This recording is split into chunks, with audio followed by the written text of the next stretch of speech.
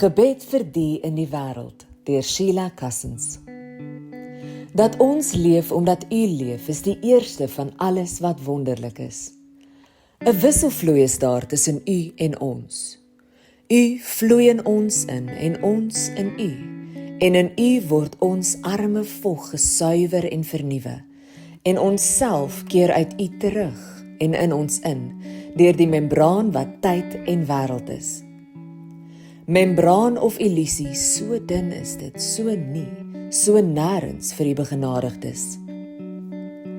Dankie dat ons wat onsself versteek vir ons naastes, gans oop is vir U en U oop. Dankie vir die gladder as asemhaling heen en weer tussen U en ons. Dat tyd en ewigheid mekaar deurdring, nie twee is nie, maar een. Dankie God vir die wonder waarin die harde seer wat wêreld is, sagter as asem, oplos en verdwyn.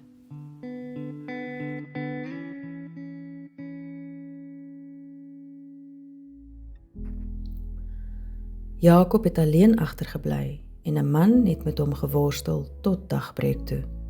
Toe hy sien dat hy Jakob nie kan oorweldig nie, het hy hom op sy heup gewrig getref.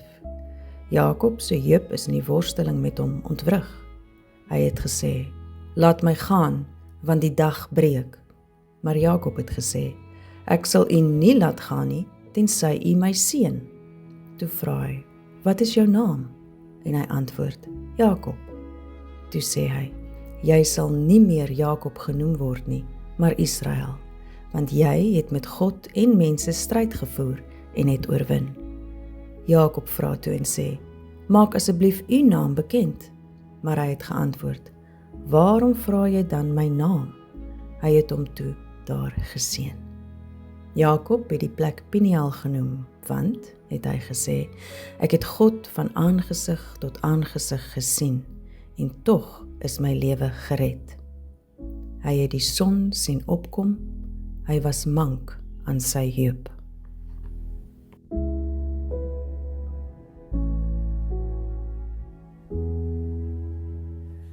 God is doing new things, Jesus proclaimed. But only those with new minds and hearts can see a new world breaking through the cracks of the old. So skryf Elia Delio in The Hours of the Universe. Sondag, vandag begin die week van Pinkster. En volgende Sondag is Pinksterfees. En Pinkster word beskou as die verjaardag van die Christelike kerk en die begin van die kerk se sending na die wêreld. En volgende Sondag vier ons dan die dag wat Jesus se volgelinge die Heilige Gees ontvang het. Nou, ons is besig met ons reeks wat ons noem ongetem in pas met die Heilige Gees. Die wildheid en eintlik die radikaliteit van die Heilige Gees, as ons die oorspronklike woord waarvan radikaal afgelei is in gedagte hou, wortel, die vryheid. En Jesus het die woord vlees geword en kon gewone sterflinge God van aangesig tot aangesig ontmoet en aanraak en beleef. God in vlees en bloed. Dit was nie die geval in die Ou Testament nie. Daar's geglo, soos wat ons lees in die woord, dat niemand God kon sien en bly leef nie. Niemand, behalwe 'n man wie se naam bedrieër beteken het nie. Jakob, regop, van wie ons nou net gelees het. Toe worstel hy eendag met God en hy weier om handdoek in te gooi voor God hom seën. In Bruce Cockburn se woorde uit die song Lovers in a Dangerous Time, Jakob het geskop na die donker, tot dit daglig begin bloei het. En toe word hy Israel nie meer so regop nie. Eintlik die original hipster. Maar 'n heupvervanging of 'n mank heup was sekerlik 'n klein prys om te betaal om God te kan sien. Om van broer bedrieër herdoop te word na vader Jakob. Slaap jy nog? Hoor hoe lui die kerkklok. Want die mense wat gebore is uit Jakob, sou geen gewone mense wees nie. Hulle sou geroep word om nie net pionne te wees in die groot bloederige clash van antieke beskawings nie, maar vegters self. En met vegters bedoel ek warriors, medeskeppers van die bestemming van God se kinders. Aan hulle sou nie die leksheid toegelaat word om net eenvoudig in te blend in die kulture wat hulle omring nie. Hulle sou 'n eindelose agon, 'n geveg tussen die fisiese en die geestelike, die aardse en die hemelse moes voer. En uit hulle lendene sou daar op sy beurt nog 'n groep warriors verrys. 'n Groep wat toegewyd is aan 'n groot en mistiese roeping om in die wêreld te wees, maar nie van die wêreld nie.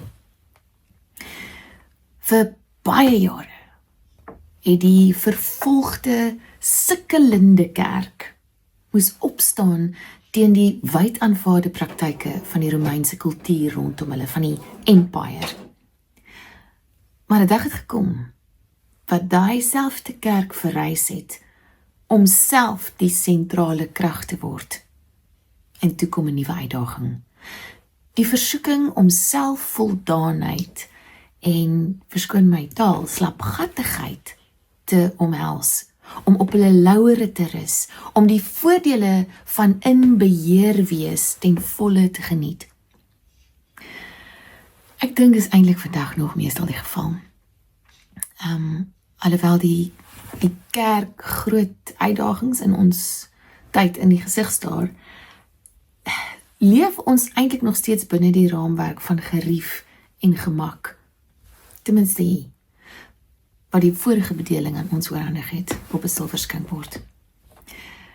Ons het weer spreekwoordelike stoeiers nodig wat eers met hulle eie binneversoekings stoei en dan ook met die eksterne Filistyne. Stoei in liefde, natuurlik. Om ons eie gedagtes aan te hou, herdink en idees wat ons so lank as vanselfsprekend aanvaar, heeltyd te heroorweeg.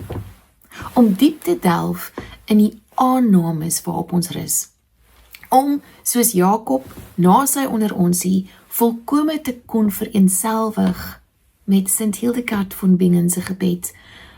O eternal God, now, may it please you to burn in love, so that we become the limbs fashioned in the love you felt when you begot your Son at the first dawn before creation.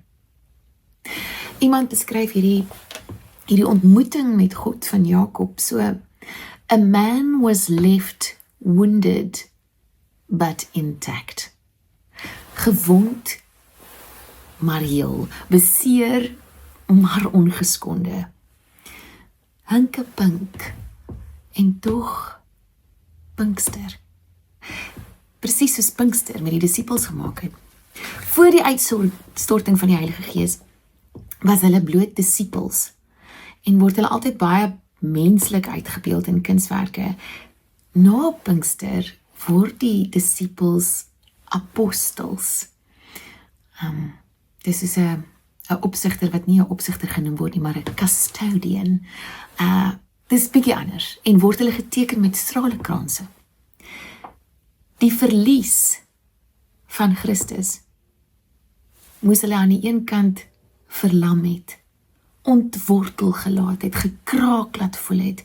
En tog het Jesus dit oor en oor in hulle koppe probeer kry, dat ten einde 'n nuwe verbeelding te kan omhels, moet die ou een eers ontrafel. Dis asof hy op daai dag wil sê, hier is die beste dag van jou lewe. Boy. En hoe verklaar ons dit? Richard Rohr skryf, as jy dink aan jou eie ervaring, as jy 'n kraak sien, soos in jou huis of in jou vel, plooi, wat is jou eerste instink? Druk die stukke weer saam en patch het. En uiteindelik kom 'n kontrakteur met die slegte nuus, daar's diep skade hier en as jy dit nie aanspreek nie, gaan die hele struktuur fundamenteel meegee. Jy sug en onderhandel. En hy sê dan verder, ek weet nie van jou nie, maar ek het 'n verrassende kapasiteit om myself te mislei voor ek erken hoe stikkend die struktuur is. Met genoeg ducktape en tou kan enigiets terugkeer na normaal.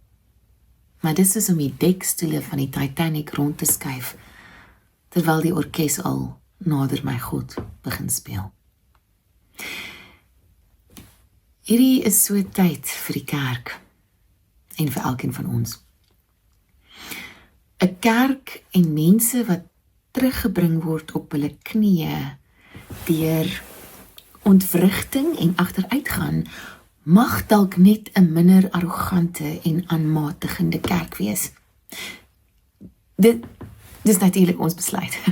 Ons kan of die dekstoele rondskuif op die Titanic en nie eers saam sing as die orkes nader my God begin speel nie. En onsself so eintlik useless verklaar vir hierdie wêreld waarvan ons nie is nie. 'n minder arrogante en aanmatigende kerk, meer in pas met die gees, mag dalk minder illusies hê oor mag en beheer. Dit mag weer nuuskierig word, goeie nuuskierig word. So 'n kerk mag dalk minder gewillig wees om kragte saam te span met empires en magte wat die kerk vir 'n lang tyd gedefinieer het. En ons mag dalk uiteindelik erken hoeveel ons die ware krag en wysheid van die Heilige Gees nodig het. Dis 'n kerk waarmee God kan werk.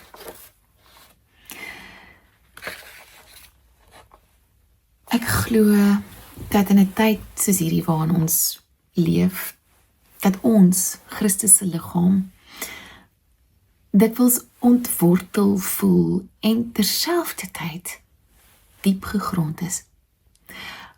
Onvas op ons voete en styf in teen God se bors. Kan God 'n cheater, 'n bedrieger, 'n trickster, 'n mama's boy gebruik om 'n heilige ambassadeur op aarde te wees? Enter Jakob, die vervanger, die ou hakskeen. Nou die hakskeen in boks, my man het my dit geleer destyds, is die bad guy. Die ou wat die gehoor love om te haat, wat hom uitjou. Dit is onmoontlik om Jakob se aksies en sy besluite te verdedig. En tog, nogtans, en dis hoekom my baie mense se gunsteling Bybelse karakter is, ons hoef nie een of ander lakmoestoets van geloof te slaag vir God om ons te gebruik nie. God sien ons rowwe kante, die krake, en gryp ons in elk geval aan. En dis genade. As God vir Jakob kon gebruik, om as het ware transfigureer, om dieselfde vorm kan vat en hom van binne af kan laat skyn, kan hy my en jou gebruik. Want hoe is ek anders as Jakob? Hoe baie maak ek op myself staat om my en my gesin agter my heining veilig en gemaklik te hou? En deur dit te doen, hoe raak my aksies ander mense? Dis net in oomblikke van ware krisis. En hierdie was 'n krisis in Jakob se lewe. Esau het daar vir hom gestaan en wag aan die ander kant met ek dink 400 manskappe om hom iets aan te doen. Hy het hom bedrieg, hy het hom verneder, hy het sy seun gesteel. In oomblikke van ware krisis, as 'n kind voor jou oë verdrink, het sy in water, want dit sou nie voor jou oë gewees het nie, maar of in hulself, in 'n diep depressie, 'n familielid of 'n vriend wat doodgaan, 'n verhouding wat verkrummel. Dis wanneer ons agterkom hoe ver ons eie pogings ons bring. Dis wanneer God ons frustrasie met ons lewens, ons gestoei met hom, ons mislukkings aangryp en met ons is. In ons is. Jesus was Immanuel genoem. God met ons. En ek dink, wat hy hier wou kom sê is, as ek nie gaan nie, dan kan die Gees nie kom nie, en dit is God in ons. So hoekom draai ons nie elke dag na God toe nie? Hoekom maak ons op onsself en ons eie kragte staat tot ons eie probleme ons oorweldig? Dink die antwoord lê in Jakob se heup. Want 'n ontmoeting met God het gevolge.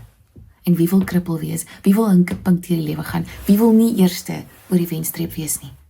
Hoe nader ons aan God is, of eerder, hoe nader ons God toelaat aan ons, hoe moeiliker raak dit om die goed te doen wat ons dink ons gaan laat floreer. Wat ons dink ons gaan laat wen en bo uitkom in hierdie wêreld.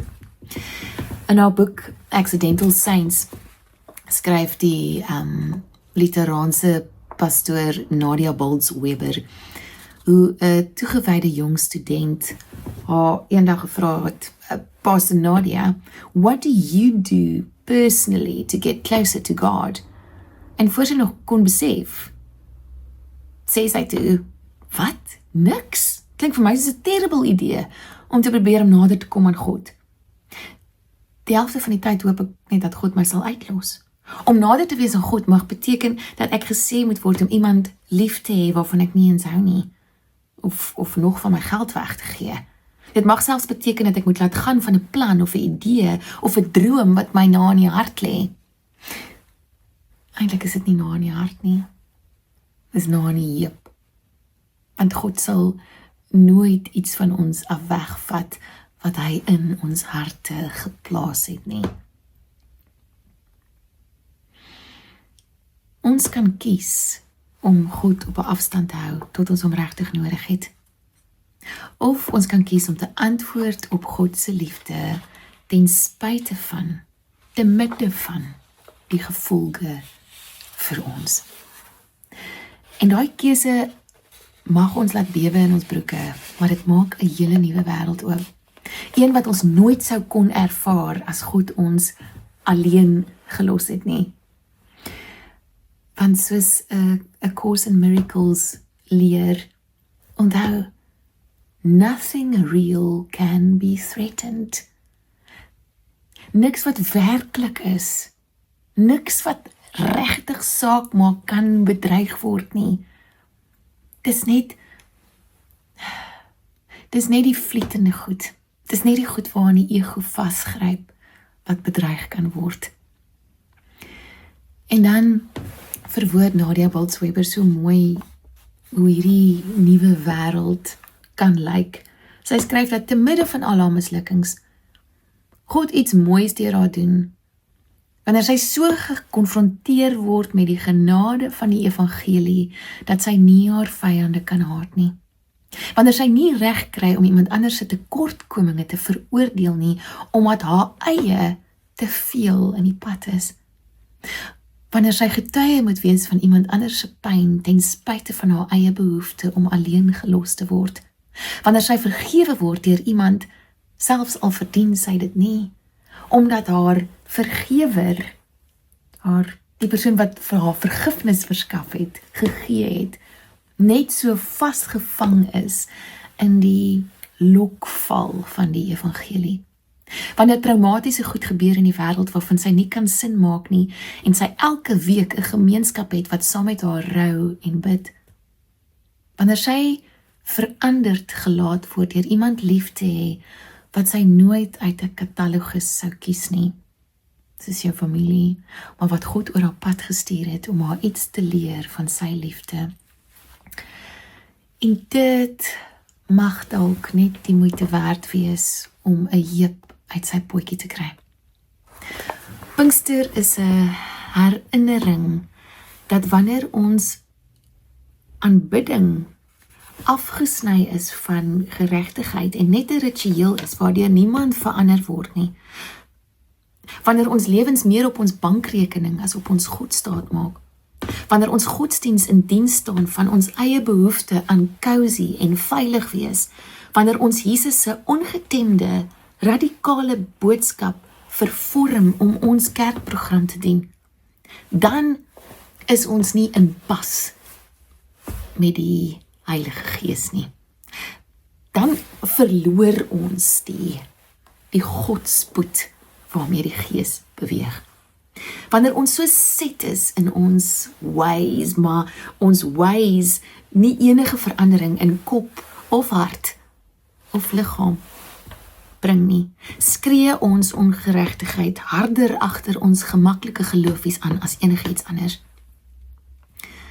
Pinkster is 'n oproep vir die kerk om in die volle krag van die Gees te leef. Nie in die krag van begrotings en programme, persoonlike vrede, want wat is persoonlike vrede? Of 'n soort verbruikers self-aktualisasie nie. Dis 'n oproep om ons binne en buite selwe bymekaar te bring. Dis integriteit.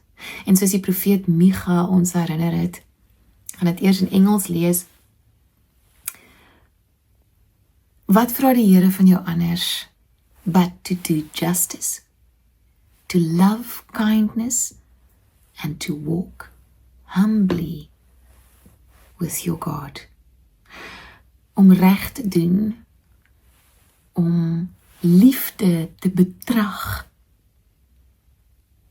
en ootmoedig te wandel met jou God. En hoeveel ootmoediger kan 'n mens loop as jy's met 'n mank heup? Ek gaan vir ons afsluit met 'n gedig deur John Rudel wat hy noem The Light Within. Recently, when my heart got shattered, everyone shared with me this Leonard Cohen quote, ring the bells that still can ring, forget your perfect offering, there's a crack in everything, that's how the light gets in. That line saved my life 100,000 times. But these days, I think I've started to believe something else. I'm not sure that it took me becoming broken before the light got in. I think it was already there. My love, let me try to explain. It took me falling apart to finally come together. It took me breaking down to become the breaking dawn. It took me falling to my knees to transform my blood into helium. My love, I don't think that I started living until I almost died. And that happened once I learned that the source of the light wasn't outside of me. The luminance was inside of me the whole time. Since the moment I emerged from the nothingness, a seed of everlasting light was already planted deep in my soil of my soul. I've been living with a newborn sun hidden under my ribs. My heart has been a cradle of blazing hope since birth. The thing is, I can't believe I didn't feel the burn until recently. And now that my heart has been smashed, it's been revealed that the light inside of me isn't so newborn anymore. My inferno has found its legs and is ready to go chase shadows. So, with all respect to Leonard, I don't think the crack let the light get in. I think my broken heart helped the light get out. And every time our heart beats, we let a little of the light slip out. Our lives are in a perpetual state of daybreak. We, the members of the Shattered Heart Club, we, the children of the never-ending dawn, we have always been more starlight than street light.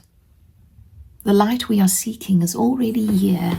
You can feel it, I know you can. The heat is rising up under your chest. It's pouring out of your fractured heart. And the shadows have never been more terrified. Dit is die uitnodiging om toe te laat dat die krake, of daar waar jou hart gebreek het, die lig wat al lankal in jou is, wat al lankal in jou was, wat daar was van die begin af, om daai lig uit te laat. Wat is jou gebreekte heup? Wat is jou heup wat uit sy pootjie is? Wat is die ding waarmee jy sal saamleef, om in God se teenwoordigheid te wees, om die nabyheid van God te ervaar, veel meer werd is, as om met so 'n litteken rond te loop.